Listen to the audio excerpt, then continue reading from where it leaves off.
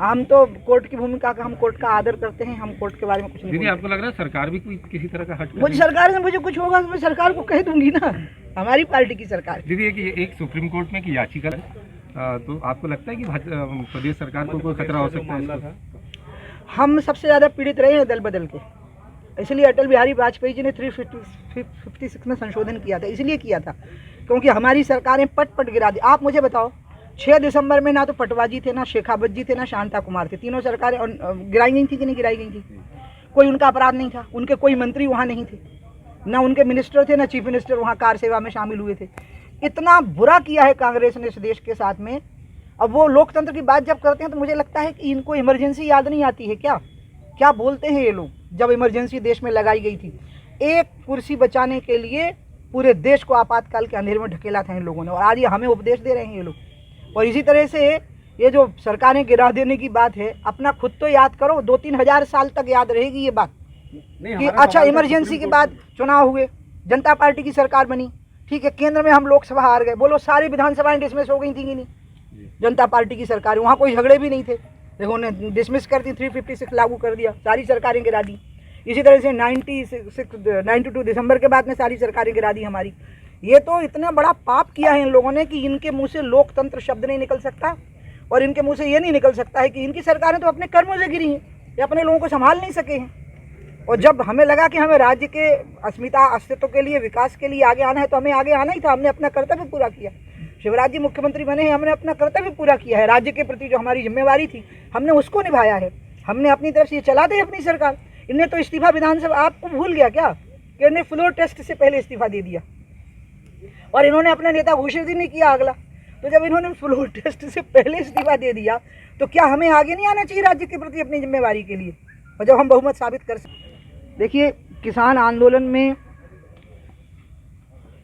दोनों के बीच में एक बात तय करनी पड़ेगी, किसानों को अपना हट छोड़ना पड़ेगा, क्योंकि मैं इसको एक अच्छा अवसर मान रही हूँ दोनों के लिए, सरकार के लिए भी, और आप मेरे बोले गए शब्दों को ज्यों का त्यों प्रस्तुत करना, ठीक है सर। मैं वैसे अपनी बात पूरी रिकॉर्ड करती हूँ, मैं जो बोल रही हूँ हमारे एक सिक्योरिटी वाले रिकॉर्ड कर रहे हैं पूरा। दोनों के लिए एक अवसर है, किसानों के लिए अवसर है, 30 साल बाद आया है, और ज़रूरी नहीं कि आप पूरा दिखा सकें, मैं आपकी जानकारी के लिए बता रही हूँ। 30 साल पहले शरद जोशी और महेंद्र सिंह टिकैत इकट्ठे हुए थे, और ऐसी स्थिति बन गई थी कि एक अच्छा किसानों के लिए एजेंडा तय हो जाता, लेकिन दोनों मंच पर ही लड़ पड़े। अगर आपको पता हो तो, आप लोग छोटे रहे होंगे उसमें, लेकिन मंच पर ही लड़ाई हो गई थी, और स्थिति ये बनी थी कि किसान आंदोलन तितर बितर हो गया था। उनके मतलब वो नहीं लड़े थे, उनके समर्थक लड़ पड़े थे मंच के ऊपर, और कुल मिलाकर के सब विद्रूप हो गया था। उसके बाद एक दूसरा अवसर आया है जब देश का किसान सामने आया है, और सकारात्मक भाव से सामने आया है, ना वो हिंसक है, ना वो आक्रामक है, ना वो किसी की बेइज्जती कर रहा है, वो अपने मन की बात कह रहा है। और इसलिए किसानों को भी सावधान रहना होगा कि इस अवसर का पूरा लाभ ले लें, और सरकार भी इस अवसर का पूरा लाभ ले ले।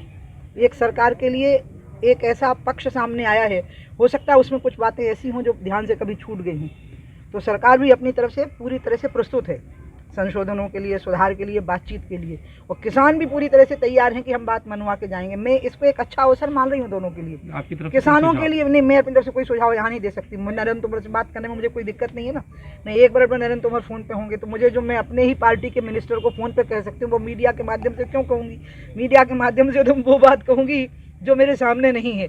जैसे कि किसानों को मैं कह रही हूँ कि दोनों के लिए अवसर है, सरकार के लिए भी और किसानों के लिए भी, और दोनों को ये अवसर चूकना नहीं है। मैं ये कह रही हूँ, सरकार को बहुत सारी चीज़ें समझ लेनी है कि सरकारी नीतियों के द्वारा हम किसानों को लाभ कैसे पहुँचाएं, और किसानों को भी ये समझ लेना है कि अब दूसरा अवसर नहीं मिलेगा 25-30 साल तक।